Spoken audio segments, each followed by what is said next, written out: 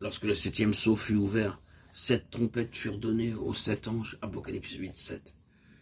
Il fut dit à Jean que lorsque le 7e ange sonnerait de la trompette, le mystère de Dieu s'accomplirait, Apocalypse 10, 7.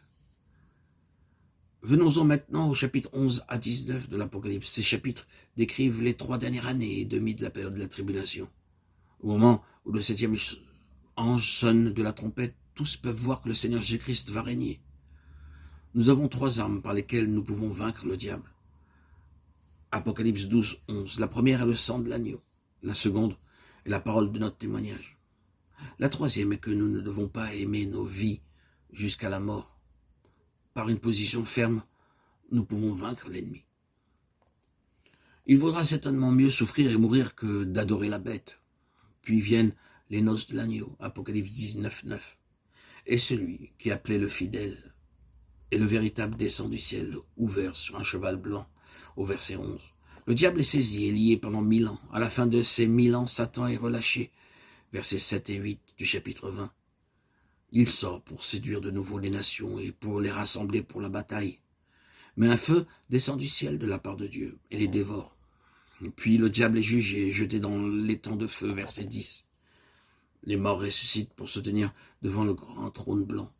Ceux dont le nom n'est pas écrit dans le livre de vie sont jetés dans l'étang de feu, versets 11 à 15. Le livre se termine alors avec la merveilleuse promesse. Oui, je viens bientôt. Et l'auteur répond, Amen, viens Seigneur Jésus, et ajoute que la grâce du Seigneur Jésus soit avec tous. Apocalypse 22, 20, 21. Celui qui atteste ces choses dit, oui, je viens bientôt. Amen, viens. Seigneur Jésus, voici je viens bientôt et ma rétribution est avec moi pour rendre à chacun selon ce qu'est son œuvre. Apocalypse 22, 12.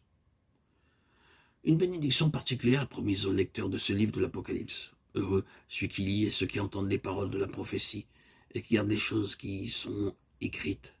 Car le temps est proche. Apocalypse 1, 3.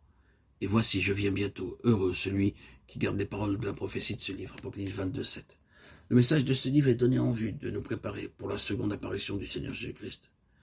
C'est pourquoi vous serez aidés en lisant lentement et avec prière le livre de l'Apocalypse. Une bénédiction nous sera donnée alors que nous commencerons l'étude des 7 noms donnés au Saint-Esprit sur l'Apocalypse 1, 1 à 6, 3, 1, 4, 1 à 5, 5, 5, 6.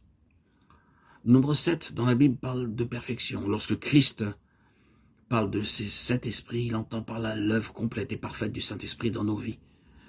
Dieu dit en fait, connaissez-vous la signification des 7 esprits? Alors, laissez-les travailler en vous librement, et vous serez élevés jusqu'à mon trône. Les 7 esprits parlent de l'esprit tout entier.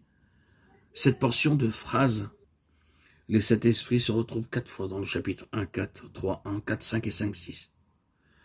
Nous pouvons diviser l'œuvre du Saint-Esprit en 4 parties. Premièrement, 7 noms sont donnés au Saint-Esprit dans la Bible. Deuxièmement, il y a une œuvre septuple du Saint-Esprit qui se poursuit très tranquillement dans le croyant. Troisièmement, il y a une œuvre septuple du Saint-Esprit visible pour les gens du dehors. Et enfin, quatrièmement, il y a une œuvre septuple du Saint-Esprit dans le ministère du Seigneur Jésus-Christ.